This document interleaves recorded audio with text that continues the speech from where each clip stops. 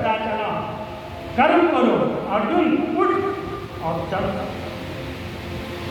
ये तो कर्म करना ही, बिना कर्म का व्यक्ति आलसी होगा, एक मानव भी नहीं करता।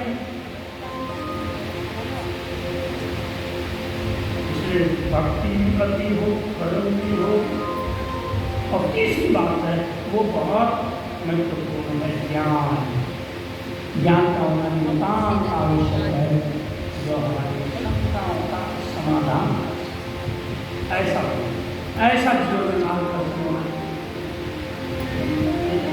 तो ऐसा कौन है?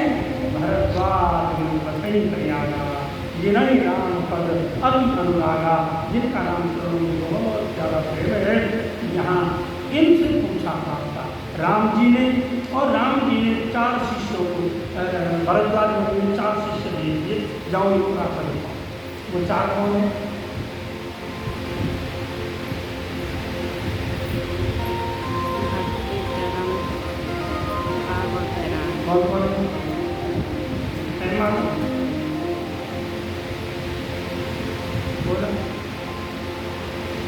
रामो श्यामो ज्ञानो ध्यानो,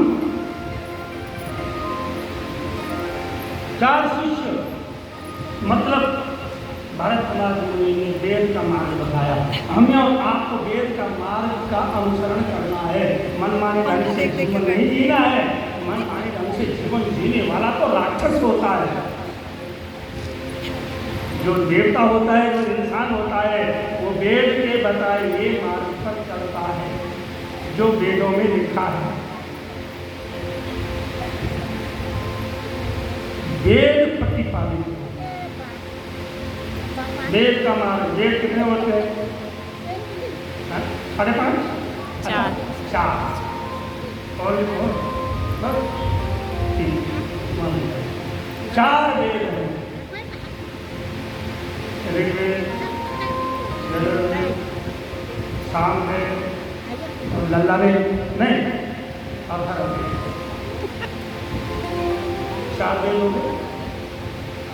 तो 4 शिष्यों को भेजने का मतलब है वेदों का मार्ग, वेद द्वारा प्रतिपादित जो मार्ग है उस पर हमें चलना चाहिए। हाँ, मर्यादा वहाँ से चले और चलते चलते सीधे चित्रकूट पहुँच गए। हाँ, चित्रकूट में पहुँच गए। चित्रकूट क्या? अब जानिए। चित्रकूट में जाकर के मेरे प्रभु भगवान वाल्मीकि जी की आश्रम में गए। अब वाल्मीकि का आश्रम बड़ा मैंने दिन कहा था, आश्रम वो नहीं है जो फाइल था वो तो तेजी ज़्यादा 15 क्या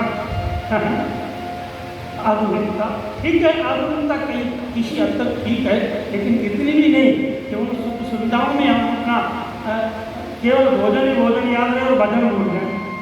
आश्रम वो है जहाँ हम अपना भोजन भूल जाए। क्यों? आश्रम वो है जहाँ जाके भोजन भूल जाए, आपको कुछ याद न रहे, केवल भजन करने का मन करे। ये आश्रम है जो आप देख रहे।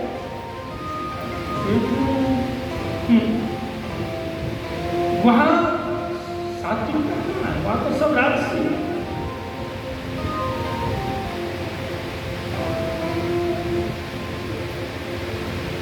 राजा की तरह ठाक बात हो सकते हैं महामंडलेश्वर जी के, लेकिन तपस्वी तो नहीं रहा, भजनानंदी तो नहीं रहा। आश्रम वो होता है, हमारे शास्त्र ने कहा आश्रम वो है जहाँ जाके सारा संग मिट जाए, जहाँ जाके सारी अशांति, सारा अज्ञान दूर हो जाए, परम शांति और ज्ञान प्राप्त हो जाए। भोजन को बोल गए, केवल भजन याद करें, वो है आश्रम। और जो आश्रम में क्या है, किसी के लिए कोई स्पर्धा नहीं है, जहाँ बाघ और बकरी एक साथ रहते हैं, एक साथ खाते हैं, अपन बाघ और बकरी का कितना बैर है आपने,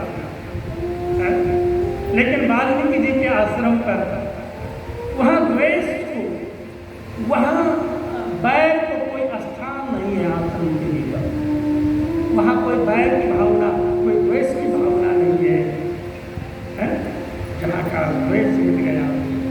द्वंद्व दिख गया, बाघ और बकरी,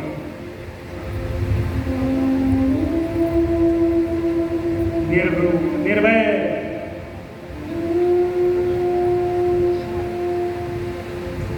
सर्प और मोर,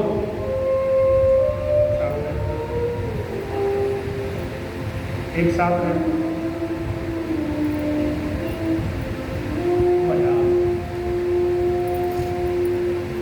जहाँ न भाग है, न द्वेष है, न काम है, न क्रोध है, न ईर्ष्या है, न मद है, न अभिमान है। ऐसे आश्रम पर भगवान, तो भगवान वाल्मीकि जी को अति प्रसन्नता हुई और अब वाल्मीकि जी ने बहुत स्वागत किया है प्रभु का। भगवान ने कहा, भगवान के सामने वाल्मीकि जी विनम्र निवेदन करते हैं, प्रभु मैं आपसे कुछ पूछना चाहता हूँ। राम जी का कहिए, क्या पूछना चाहते हो? बोले प्रभु पूछूं ही रहूं, मैं पूछत सब जहाँ न होई तहाँ देहु कही, तुम ही देखा।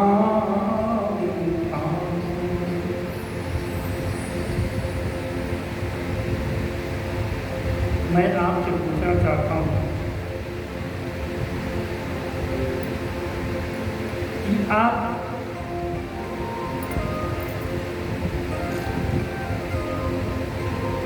आपको कहाँ रखना? अच्छा आप बताइए, आप कहाँ रहना चाहते हैं?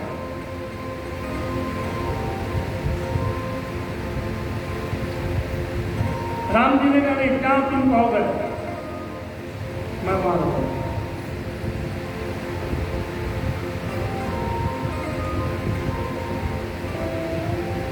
जिनके श्रवण समुद्र समाना, जिनके श्रवण समुद्र समाना,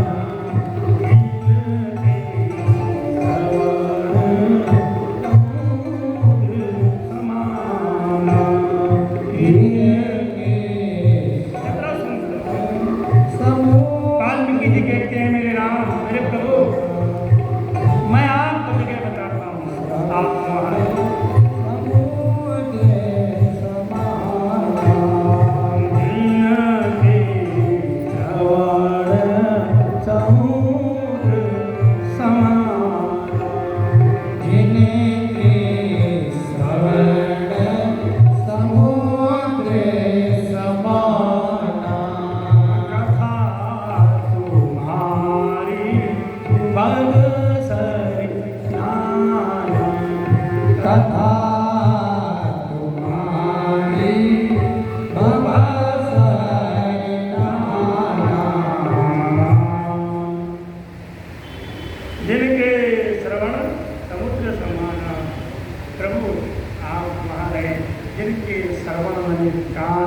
समुद्र के समान हो गए।